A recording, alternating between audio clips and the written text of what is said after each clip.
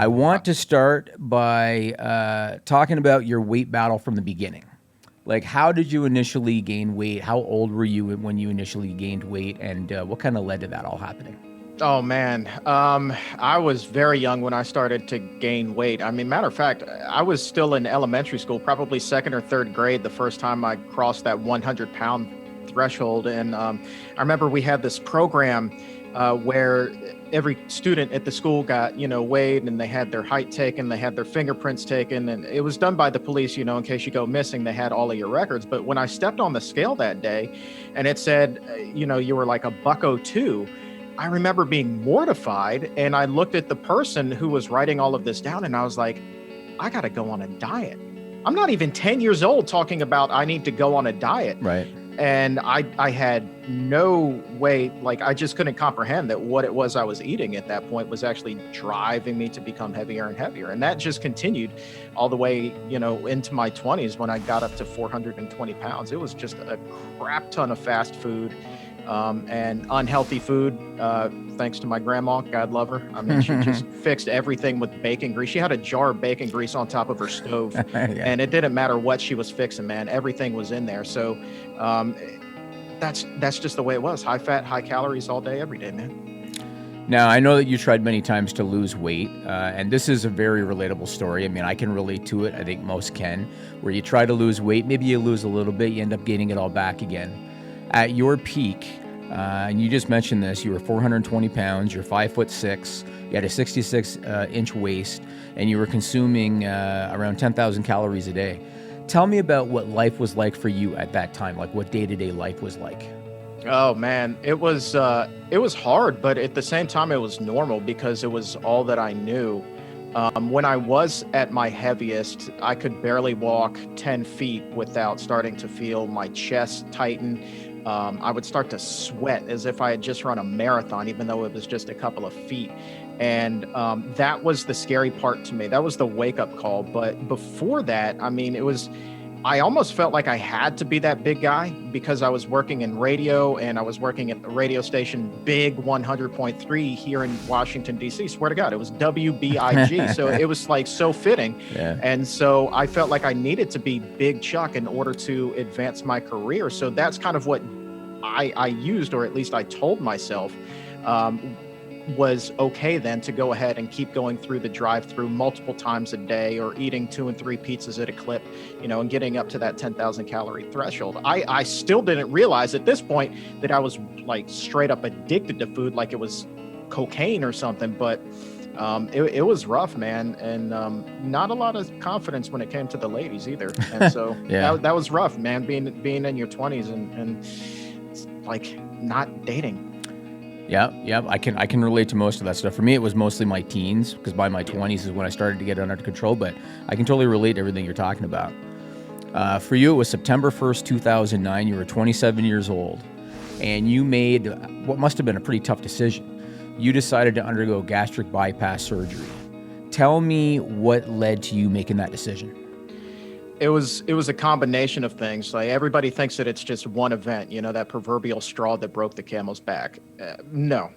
So for me, it was 3 things. One, it was like I was talking about, being really scared for my health, knowing that I could only walk a few steps. Because my grandfather had died of a series of heart attacks before I was even born. By that point, my father was already having heart issues, and I knew, as I'm way heavier than either one of them ever were, so I'm really headed down that path and getting there rapidly. So not believing that you're going to live to see 30 years old is a hell of a motivator. And then there was just at that point kind of the embarrassment that if I didn't change my ways, because I was putting on weight so quickly, I wouldn't be able to find pants that fit anymore. Like, not even from a Big and Tall catalog. I think they only go up to like a 72-inch waist. Mm-hmm. And I was already at 66. So within a year and a half, I would have been out of that and housebound. And then there was a flight across country to San Francisco where I could not fit into the seat, and I was all the way in the back of the plane, and I hadn't flown since I was a little kid, and I knew it was going to be a tough fit, man. But it was like, when I got on the plane, I will never forget this as long as I live.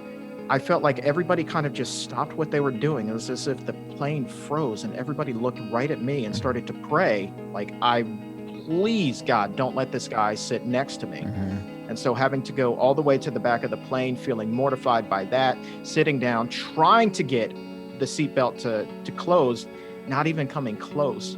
And then having to get up, walk to the front of the plane, all of those eyes on me once again, ask for a seatbelt extender, and then tail between my legs back to the back of the plane, sit down so that we could take off, man. That was rough.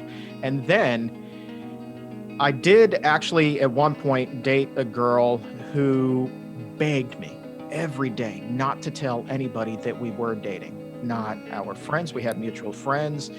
She didn't tell her friends. She didn't tell her family. She asked me not to tell my family.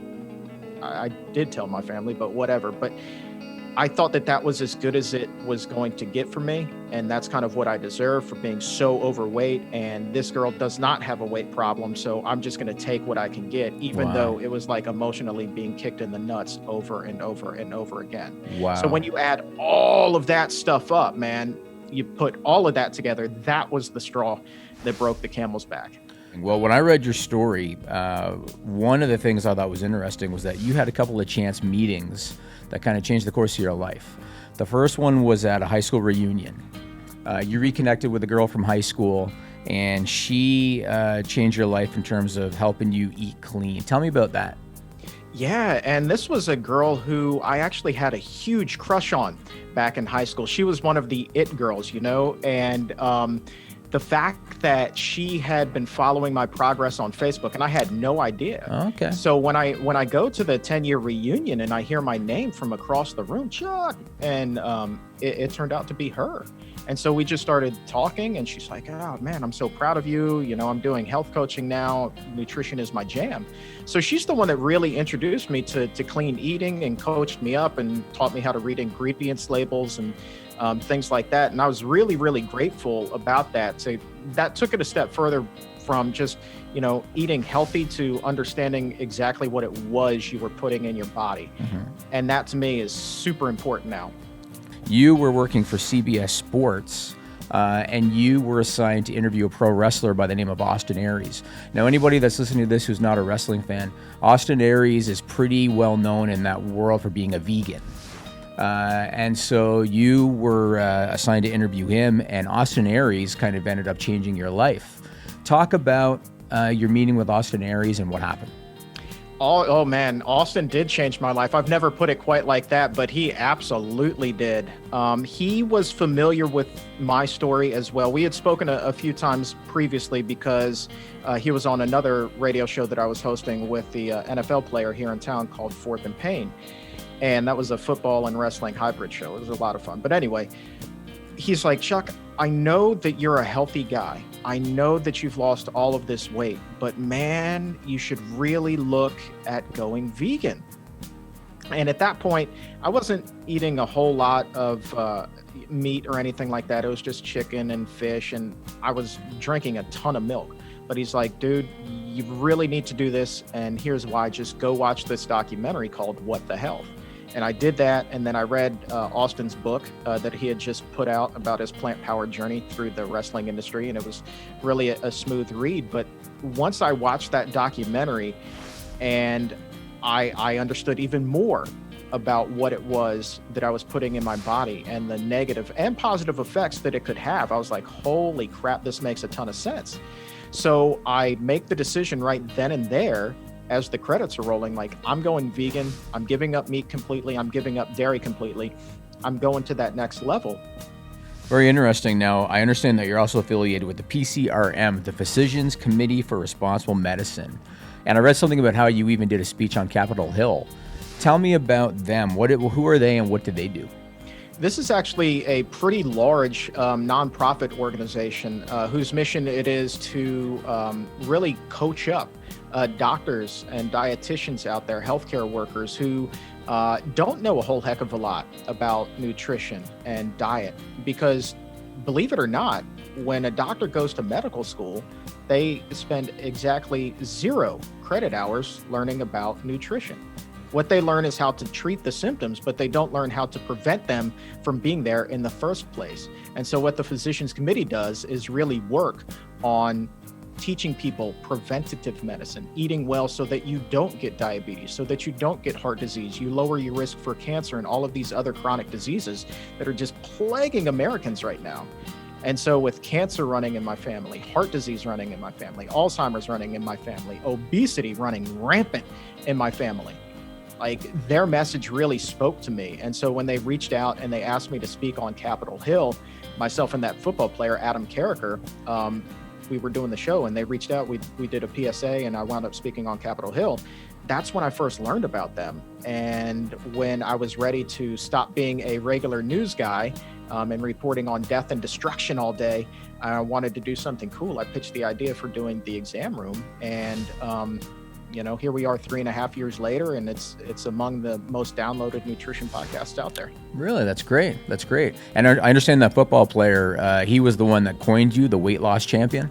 He is. That was a hard one for me to start with initially, man, because I'm not really a bragger, but he's like, dude, if you have anything to brag about, it's this. You've lost so much freaking weight. You are the weight loss champion. I was like, if you say so, and plus he was like a good foot taller than me and had 150 pounds of muscle on me. So who the hell am I to argue with this guy? So the weight loss champion I went with, and it kind of stuck. Yeah, no, I definitely think that you need to document your experience in a book. And like I said, I think that people would be interested in how you did it because of the fact that you didn't spend 5 hours a day in the gym in order to do it. It was just changing your lifestyle and changing the way that you eat. Yeah, man. I was anti-gym because I associated a gym with every failed diet that I had ever had, just like the cookie diet. Mm-hmm. And so I just started by walking, man. And it was just across the street. And then I built up to where I could walk around the block, and then 2 blocks. And then eventually over time, it graduated all the way to 5 miles every single afternoon on my lunch break. And come hell or high water, rain, snow, sleet, it didn't matter. I was out there walking. And my job at the time, they were so cool about it. They were like, take that extra half hour, make sure you get in all of your steps at lunch. Wow. And you can make that up on the back end of the day. And so that's what I did. And then I never had to worry about dragging my tired ass to the gym after work. That's the trap, man. Like, people are already tired after they put in those 8, 9, 10 hours. Who's going to want to go to the gym? Not a lot of people. So if you build that into your workday, man, it makes it so much easier.